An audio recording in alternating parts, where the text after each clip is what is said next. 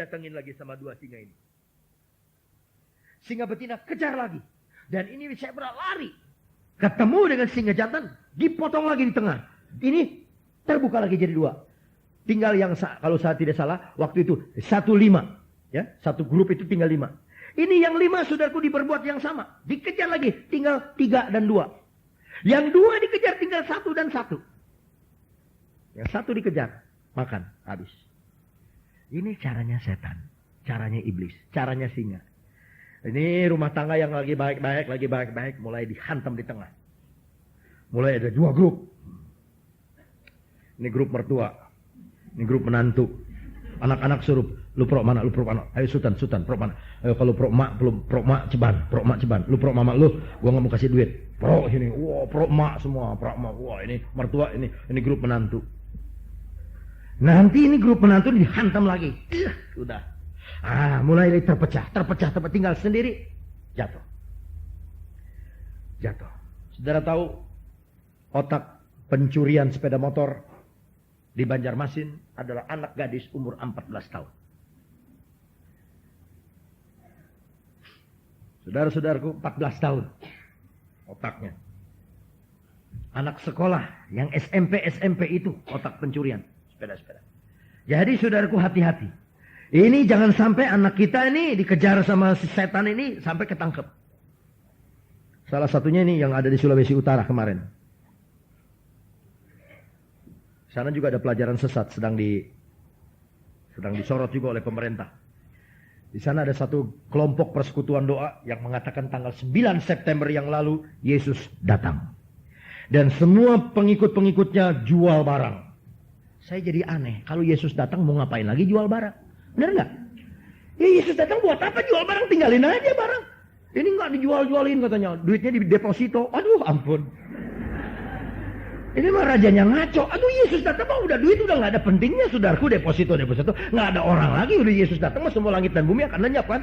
Nah itu sudah ketahuan sesatnya. Ada satu anak gadis saudaraku ikut ke persekutuan. Orang tuanya udah takut dia jadi gila. Kenapa? Sebab dia udah kasih tangan sama omnya, sama tantenya. Sampai ketemu lagi. Sebab tanggal 9 September saya akan diangkat hidup-hidup. Sampai ketemu lagi. Wah dia punya televisi dia jual. Dia punya apa semua dia jual. Nah itu uangnya didepositokan. Jadi kita bingung. Nanti apa Yesus datang itu deposito bisa keluar lagi. Waktu Yesus datang langit dan bumi lenyap saudaraku. Dibakar habis. Amin. Nggak mau, sayang duit dibakar. Saudara percaya Yesus datang langit dan bumi lenyap? Nggak kepake ini langit dan bumi nggak kepake. Tuh bajai nggak kepake, ngapain saudara-saudara? Mau ngapain pakai bayi waktu Yesus datang kita terbang? Aduh saudara punya helikopter, saudara punya apa nggak kepake? Aduh ampun, itu berlian satu kobokan nggak kepake. Aduh di sorga diinjak-injak itu saudara-saudaraku. Jalannya dari emas. Mas Jawa, Mas yang rata. Haleluya. Amin saudara-saudara. Amin. Saudara mau masuk surga? Aminnya nggak enak cuma amin. Nggak enak. Ada amin saudara-saudara? Apa saudara pro mau tanggal 9 September? Begitu nggak Yesus nggak datang, mereka bilang tahun 88 nanti datang. Di cancel katanya. Enak aja saudara-saudara. Hati-hati nih. Ini setan udah masuk dalam persekutuan doa. Dia kasih bingung, dia kasih pelajaran ngaco, dia kasih ini bingung. Dia cari kesempatan, dia jatuhkan orang. Dia sepertinya Injil tapi bukan. Sepertinya Tuhan Yesus tapi bukan. Dia selip-selipan begitu. Sampai ngaco semua. Koran-koran tulis di Manado. Persekutuan doa ini lawan persekutuan doa. Masukin lagi koran ini. Buat jelek-jelekin di sini. Lawan lagi sana. Yang tepuk tangan kan si iblis. Ya terus. Hati-hati saudara-saudara. Ini setan ini cari kesempatan. Biarpun sekecil apapun, dia pakai itu kesempatan. Berapa waktu yang lalu, kira-kira seminggu lebih, istri saya bilang, saya baru dari bangunan. Aduh koyo tadi telat, dia udah pergi sekarang. Kenapa? Ada 2 gadis, cakep, datang ke rumah. Orang Manado. Ya, ini orang Manado. Lalu apa? Dia bilang, apa di sini rumahnya Bapak Datu Awon? Istri saya mulai tersinggung ini, apa main-main ini? Suaminya yang dikasihi kok namanya dibulak-balik begitu? Nggak dibalikin aja udah jelek, apalagi dibalikin. Bukan Datu Awon, Awon Datu. Saya ini tukang Roger radio, Roger gitu. Dia Roger ketemu di udara, ketemu dengan satu orang yang Roger, dia berkata, kalau mau cari buntut nalo, cari dukun di Cianjur namanya Datu Awon. Jadi ini dua gadis ini, saudaraku, orang Manado ini ke Cianjur untuk minta ramalan buntut. Aduh, saya nyesel nggak ketemu. Saya pengen ketemu yang kayak bagaimana tuh orang Kristen yang cari buntut. Yang dua pemuda Manado tuh di mobil. Yang saya mau kasih tahu saudara, supaya saudara ingat, ini Manado daerah Kristen. Manado tuh orang Kristen. Pakai tangan. Kristen lah. Kristen. Tapi kenapa sampai cari buntut? Bukankah ini sudah tertipu, terpengaruhi oleh si setan? Berapa banyak orang Kristen gak bisa lepaskan ini main kartu, main domino, main judi. Kenapa? Dibaptis, udah dibaptis, tapi aduh, Eka kalau gak pegang kartu, Eka jadi alergi. Nah, saudara-saudaraku tidak bisa lagi lepas.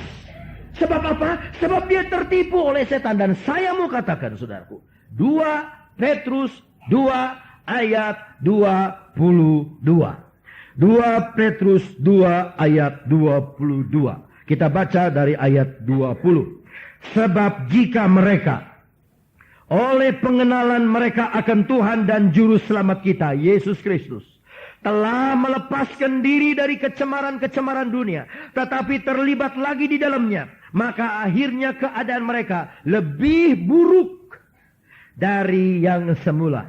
Karena itu bagi mereka lebih baik jika mereka tidak pernah mengenal jalan kebenaran daripada mengenalnya tetapi kemudian berbalik dari perintah kudus yang disampaikan kepada mereka. Bagi mereka cocok apa yang dikatakan peribahasa yang benar ini. Anjing kembali lagi ke muntahnya.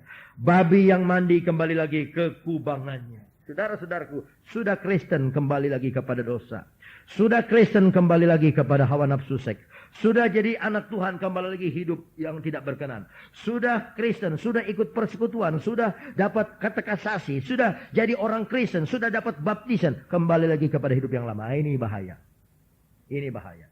Saudara-saudaraku, iblis cari kesempatan. Ibu saya dulu, dia ngarang satu nyanyian. Dia pengajar guru sekolah minggu. Awas iblis musuh kita.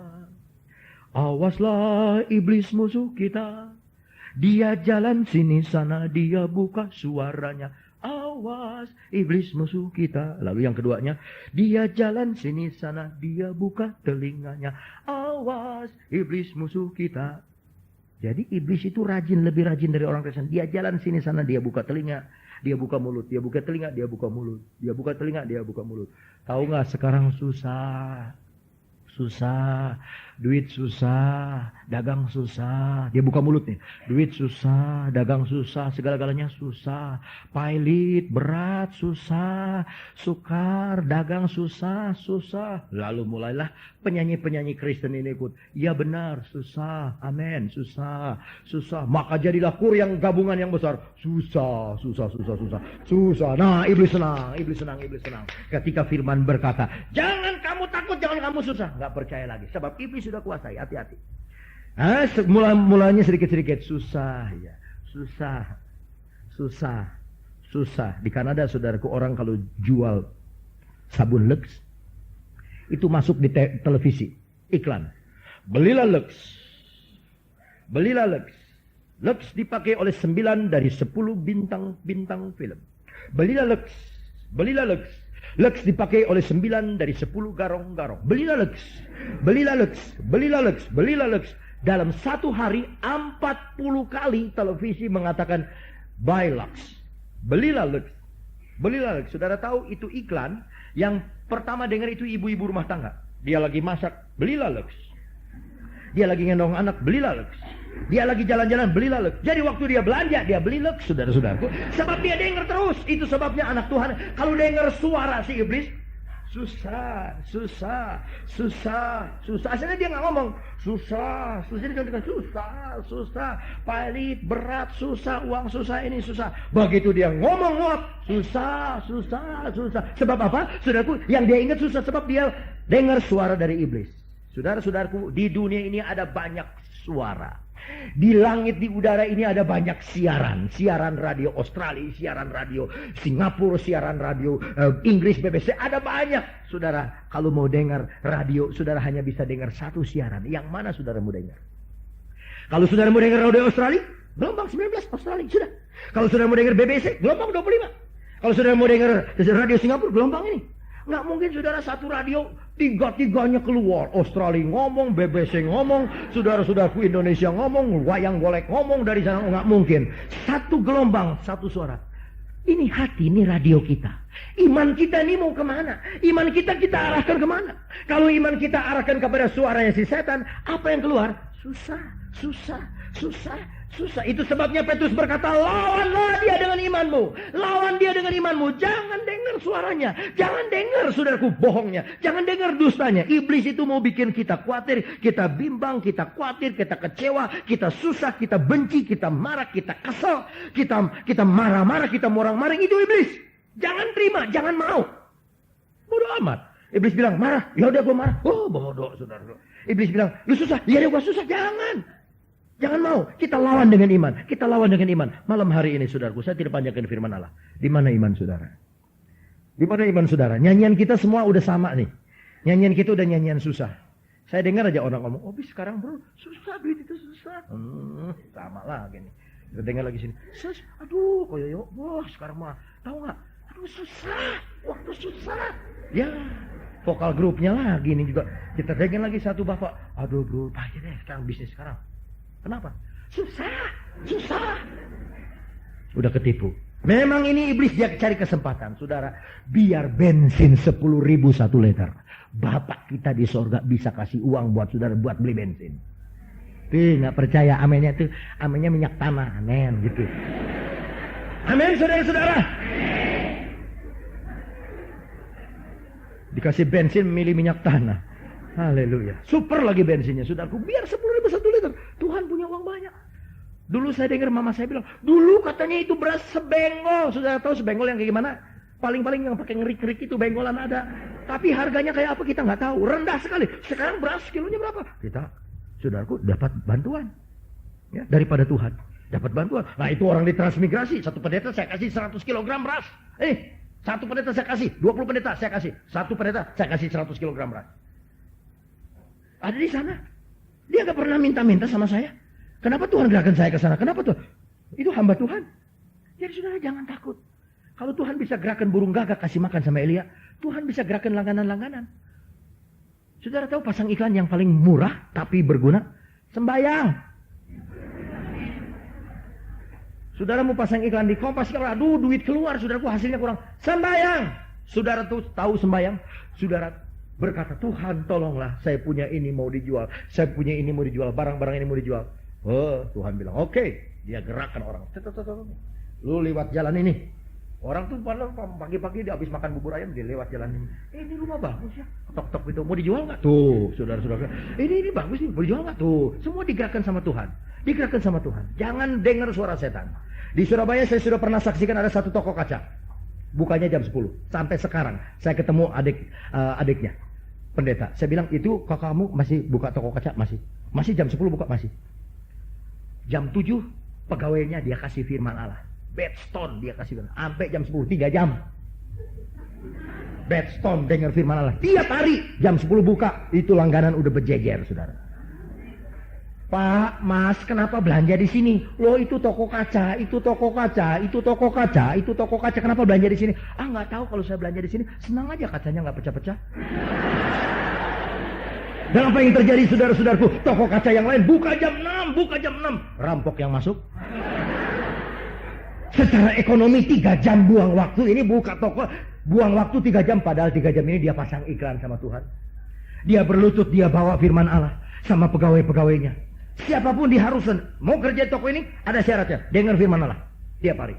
Bedstone sama-sama berdoa 3 jam. Jam 10 buka. Saudara mau coba boleh? Ya? Saudara-saudaraku pasang iklan sama Tuhan. Pasang iklan sama Tuhan. Pasang iklan sama Tuhan. Pasang iklan sama Tuhan. Pasang iklan di lutut saudara. Sembayang. Ini iklan yang paling hebat. Nanti Tuhan yang kontak pakai komputernya. Dia lewat di toko saudara. Dia lewat toko saudara. Nggak pengen apa, nggak pengen itu, tahu-tahu mau beli aja. Itu Tuhan. Sebab saudara-saudaraku, Tuhan yang punya hidup. Amin, saudara-saudara. Nah, saya cinta sama istri saya cinta sama saya. Menurut pikiran manusia nggak bisa. Awon datu Manado, nggak ada kerjaan, gaji nggak ada, sebulan nggak karu-karuan. Bisa kawin satu orang Tionghoa, nama Melanie Handayani. Mukanya cakep, saudaraku, kayak bintang film Hong Kong. Nah, kayak saya bintang film yang mana? Saya nggak ada, saudara. Dia mah kayak bintang film Hong Kong. Nah, kenapa sampai bisa cocok? Saya pasang iklan sama Tuhan. Oh, Tuhan dong. 7 tahun saya pasang iklan. 7 tahun. Mamanya itu, istri saya bilang nggak boleh. Papanya bilang nggak boleh, nggak bisa. Nggak bisa. Saya pasang iklan sama Tuhan. Tuhan bisain dong. Bisa, saudara-saudara. Sekarang mertua saya bangga-banggain menantunya. Iya, bangga-banggain menantunya. Paling baik, paling... Dulu mah nggak baik, dulu mah goreng, jelek. Akhirnya menjadi bagus, jadi halus. Saudara, sebab apa? Pasang iklan. Yang belum dapat jodoh, jangan pasang iklan di Kompas, sama Tuhan. Amin, saudara-saudara. Aduh, kalau ada soal jodoh baru udah terbuka semua. Udah deh, udah 8:30. Haleluya. Puji Tuhan. Doa saudara, iklan yang paling ampuh. Datang sama Tuhan, dan Tuhan yang empunya segala sesuatu. Kekayaan langit dan bumi dia berikan. Sorga aja dikasih, masa hidup sehari-hari tidak dijamin. Sorga aja dikasih, masa mobil tidak dikasih. Sorga aja diberi, masa rumah gak diberi. Semua yang mulia diberi, masa benda-benda dunia gak diberi. Tuhan bisa beri, asal kita datang sama Tuhan. Tapi ingat, setan jangan dikasih kesempatan. Jangan kasih kesempatan dia menjatuhkan kita. Jangan kasih kesempatan, usir dia. Lawan dengan iman. Mari kita berdiri bersama-sama ya. Puji Tuhan. Glory, glory, hallelujah. Glory, glory, hallelujah. Glory, glory, hallelujah. Hallelujah.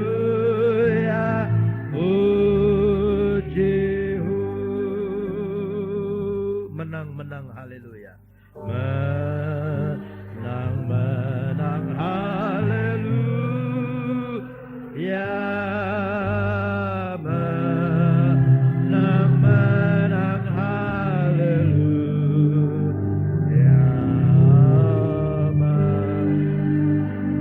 Menang, haleluya.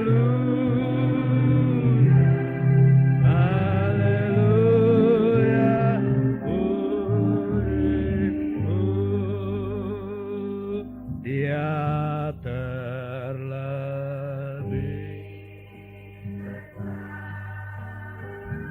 dia terlebih besar di dalamku, di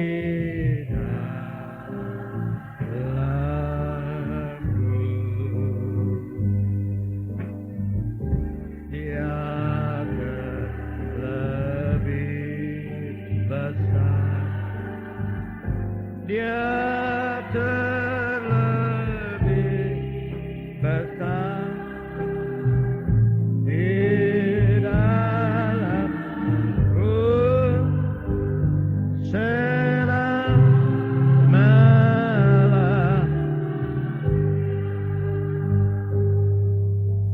Ada satu oknum yang tidak senang lihat saudara sehat. Ada oknum yang tidak senang lihat saudara berbahagia. Ada oknum yang tidak puas kalau melihat saudara di dalam kelimbahan.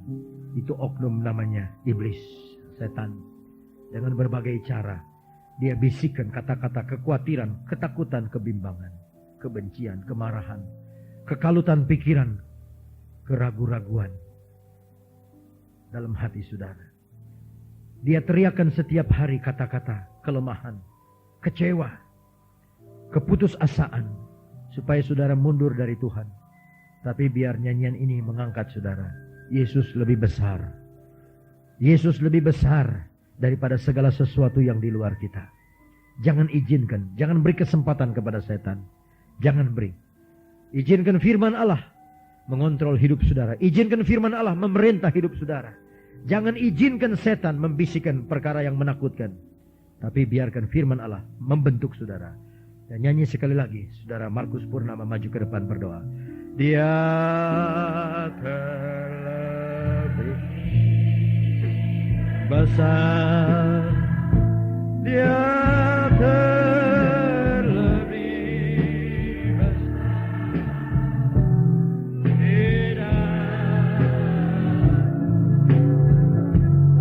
di dalammu,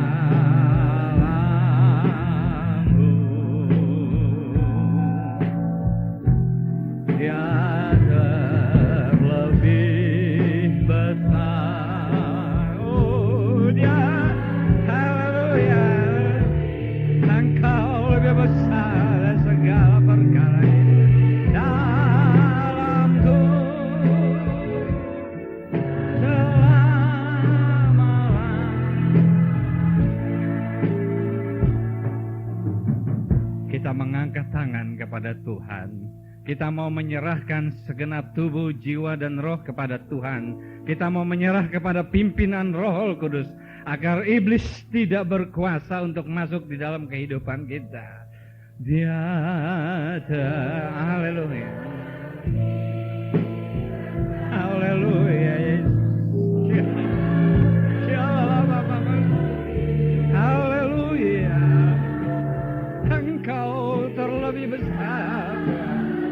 Engkau lebih besar dari segala masalah yang menghimpit kehidupan kami. Engkau lebih besar daripada masalah dunia ini. Engkau Allah yang penuh kuasa. Tuhan, biarlah kami boleh beriman kepada Engkau. Oh, haleluya, haleluya, haleluya, haleluya. Oh, haleluya, haleluya Yesus.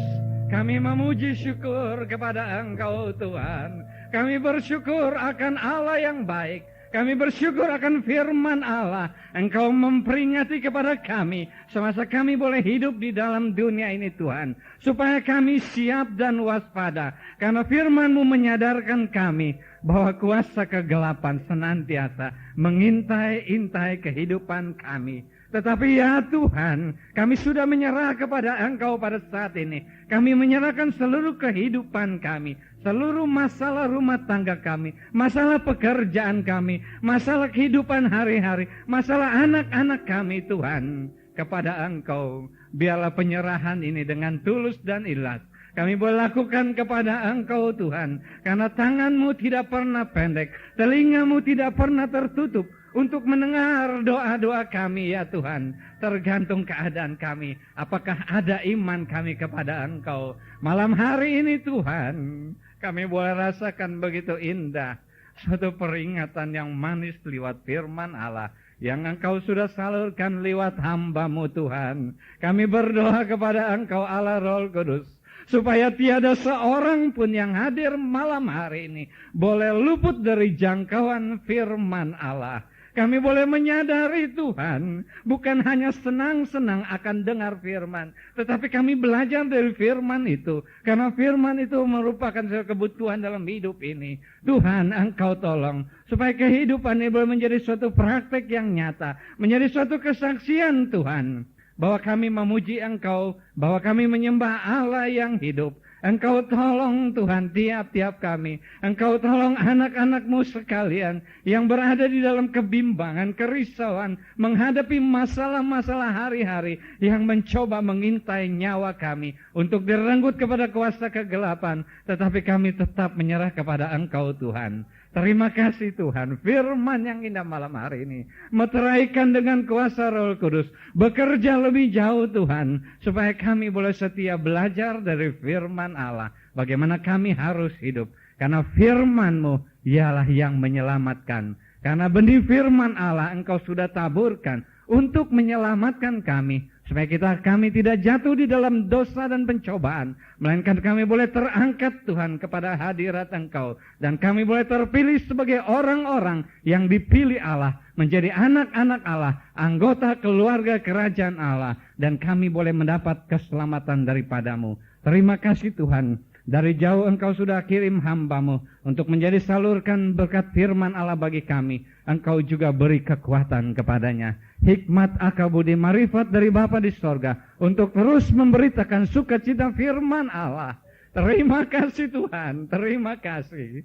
Terima kasih Yesus, buat persekutuan yang indah malam hari ini, yang Engkau sudah berikan bagi kami. Biarlah Tuhan, bukan karena kebiasaan kami datang, tapi kami butuh untuk beribadah. Kami butuh untuk mendengar firman Allah. Terima kasih Tuhan, terima kasih. Segala hormat, puji, syukur kami naikkan kepadamu ya Bapa. Di dalam nama Tuhan Yesus Kristus, kami sudah berdoa dan mengucap syukur. Amin.